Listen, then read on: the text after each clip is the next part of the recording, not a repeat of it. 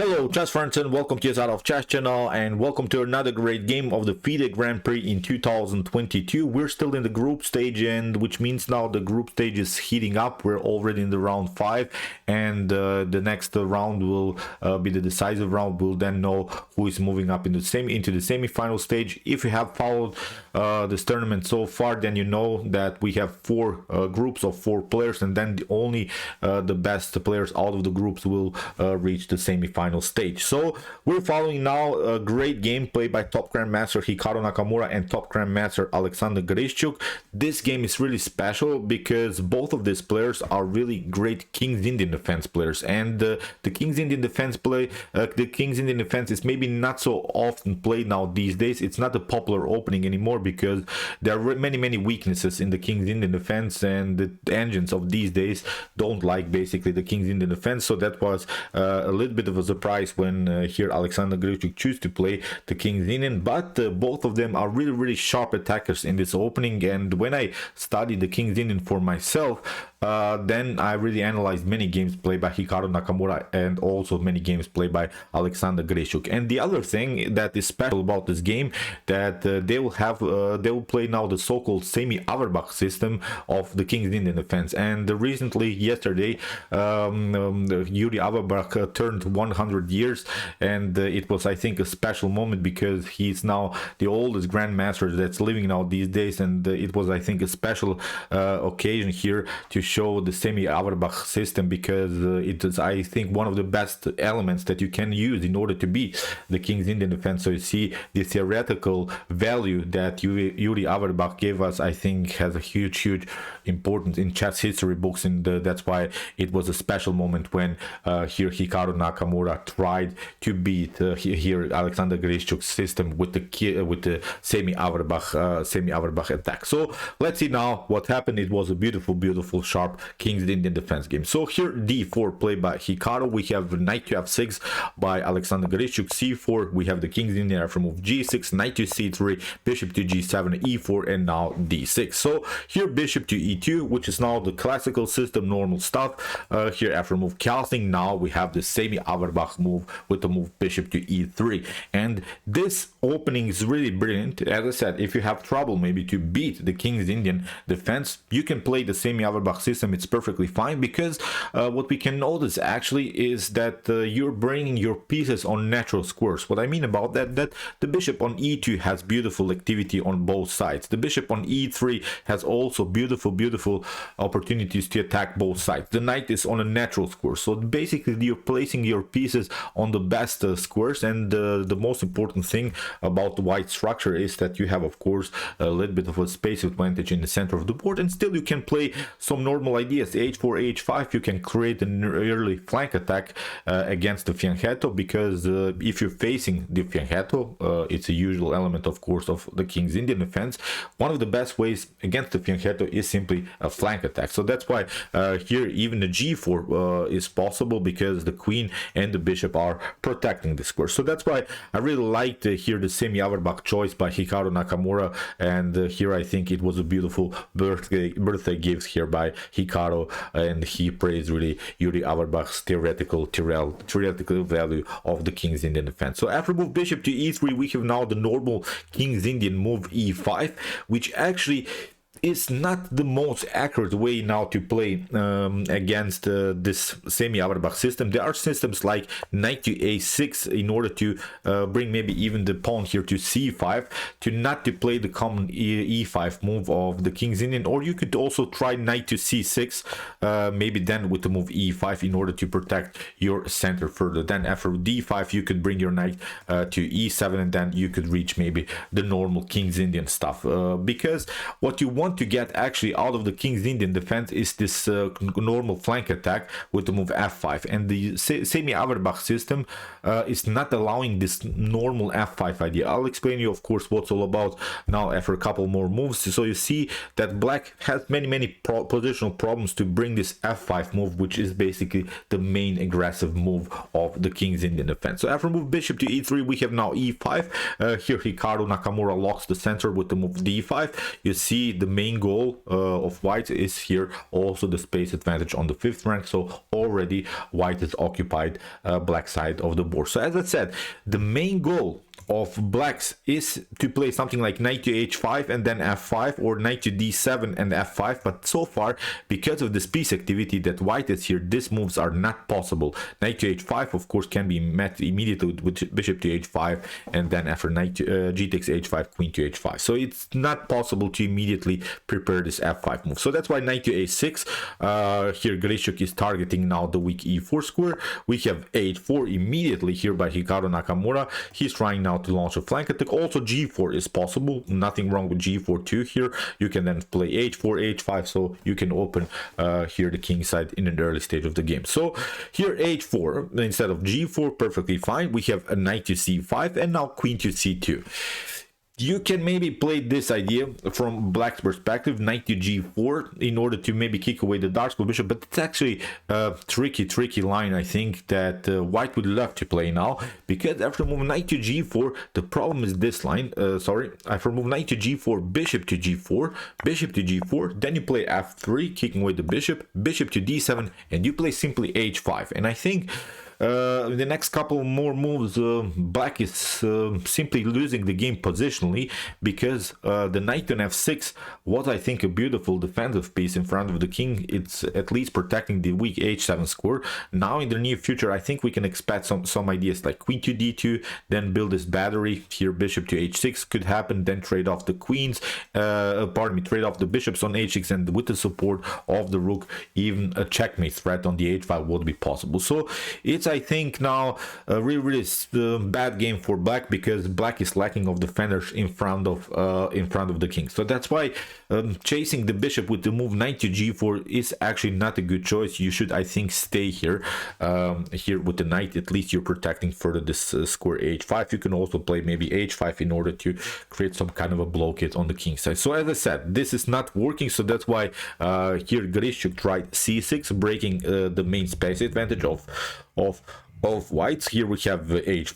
Hikaru pushes the pawn further. Knight to h5 is of course not good. Knight to h5, then bishop to h5, g takes h5, and then bishop to c5 is here even a possibility. After d takes c5, now we can take out this one, and see now this king is naked, the h7 is weak. We can even, I think, try some maneuvers, maybe like knight to e2, knight to g3, knight to f5. So it's, I think, again, a positional disaster here for black. So after move h5, we have c takes d5, e takes d5, and now queen to a5 by Grischuk.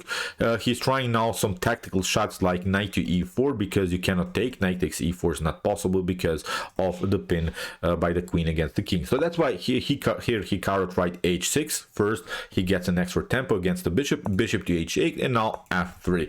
And here you see now the importance of the pawn move h6. Okay, so far it's nothing special, because still black has many defenders in front of the king, but what Hikaru Nakamura is trying now to do is open now the position in front of black's king here on dark squares. What he's trying to do is maybe liberate somehow, somehow liberate this long diagonal and deliver some checkmates. In order to do that, you have to first trade off the dark square bishops and then sneak in with the queen somehow on dark square, because now this pawn on h6 plays a very important positional role in white's attack. So after move f3, we have bishop to d7, rook to b1 threatens of course the move b4, so that's why knight to a4 here by Grischuk.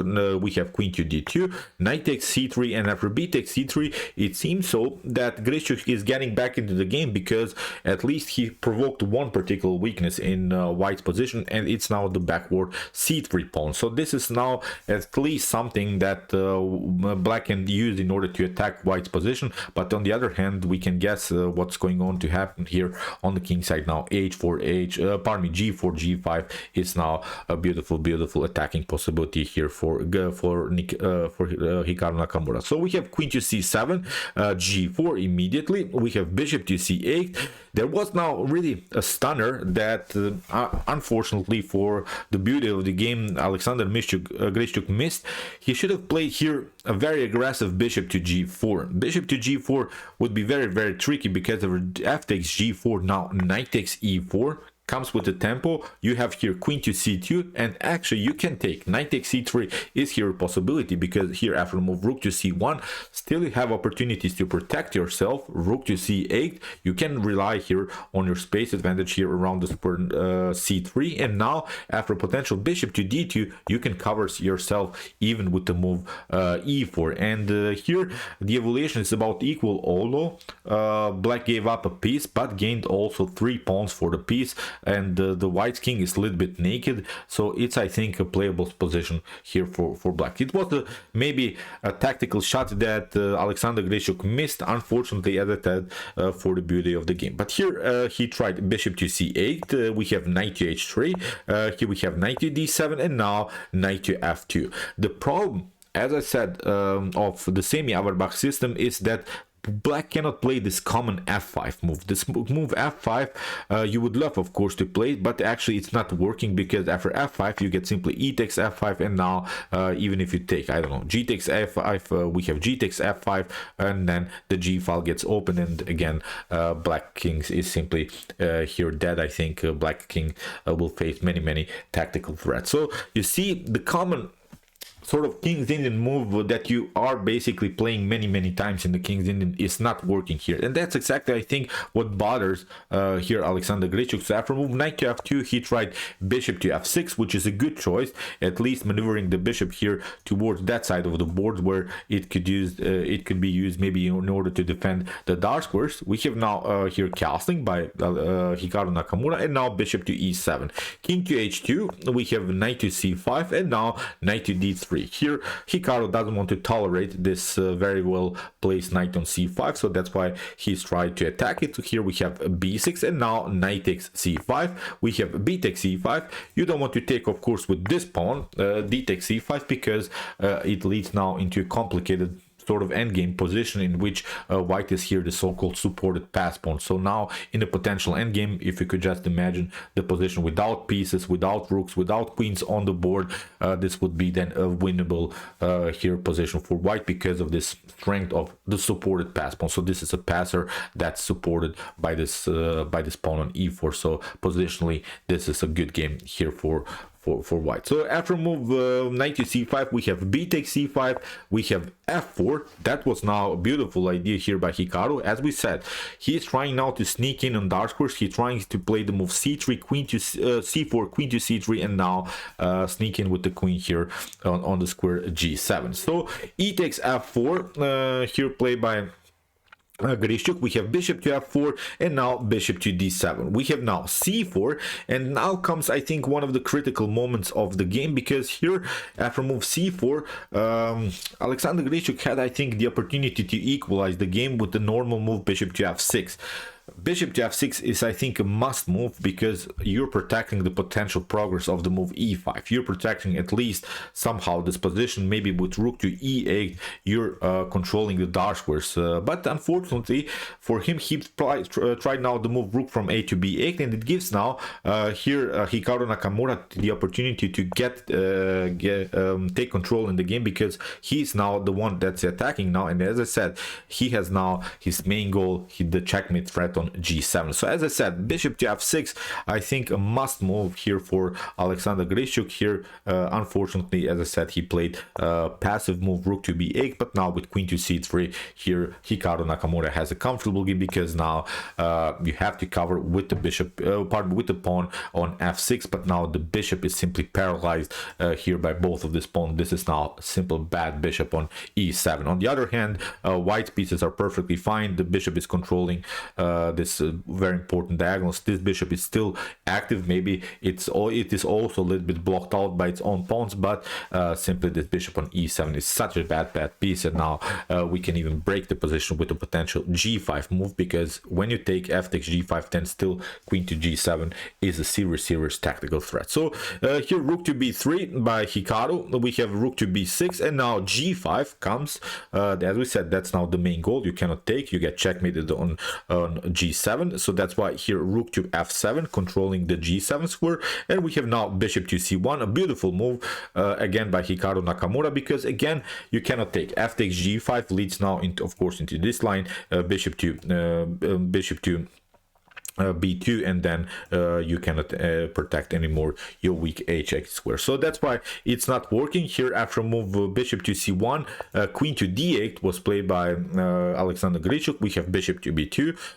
Here Hikaru builds still this powerful battery on dark squares. We have queen to f8, and now king to g2, bishop to d8, and now queen to f3. So here Hikaru is waiting. Whatever you do, again, even if you try here some ideas of f takes g5, then queen to c3 still happens, and there's nothing that can be done. Again, you have opened here simply the long diagonal. So after move queen to f3, here in this position bishop to c8 was played by Grischuk. We have queen to e3, and now rook takes b3, a takes b3, and after f takes g5, finally the dark square diagonal is open, and here Hikaru Nakamura builds again this battery. Queen to c3 here in this position, rook to f1, but now first the check. It was an important intermediate check, which gives now a huge advantage here for Hikaru. King to f7, queen to h7 comes of course with check, king to e8, again a new check. Still we can always take when we want this rook on f1, but now after move king to e7, again a beautiful move by Hikaru Nakamura. Queen takes g5, a new check, and here after rook to f6, here h7, beautiful stunner by Hikaru, because you cannot include the rook into the game because the rook is pinned, and now this passer is simply the winning motif here for Hikaru. King to d7, trying to get out of the range, and now after move queen to g8 in this position, Alexander Grischuk resigned. Whatever you do, it's simply over. If you take, of course, here we have a new promotion, so it's position here to resign. So beautiful semi-Auerbach attack here by Hikaru Nakamura. These two guys are really the masters of the King's Indian, but it seems to me that the King's Indian gets more and more exposed because also of the usage of top engines now these days. In my opinion, it's a good opening if you want to trick someone, but you could also play something else. In my opinion, the best openings against d4 are maybe the Nmzo, Queen's Indian defense, maybe even the Queen's Gambit declines and similar stuff. I used to play the King's Indian, now I changed a little bit. I'm playing more this Queen's Indian defense, Nmzo Indian, Bogo Indian defense, so the more natural stuff against d4. So as I said, the really great attack by Hikaru Nakamura, which means now that he's for sure, I think, now in the semi-final stage, because now he's the leader of this group of this knockout of this leg stage here of this very important tournament of the Grand Prix. So okay, I hope that you enjoyed the game. I really enjoyed it a lot. Interesting attack by Hikaru. If you want to see more games from this tournament, here's our link of the games that we have analyzed so far. And if you want to see maybe even more brutal attacks, check out my commented chess games played by top engines. Here's also the link, and if you like this content, don't forget to subscribe to my channel. See you soon with some more videos, and chess is the best, of course.